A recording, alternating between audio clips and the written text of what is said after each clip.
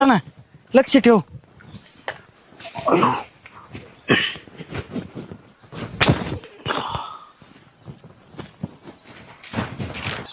कुठं गेले असतील बाई हे. एवढं बजावून सांगितलं तरी घरातून फरार झालं. येऊनच दे. यांचे पाय जागेवर ठेवते का बघत.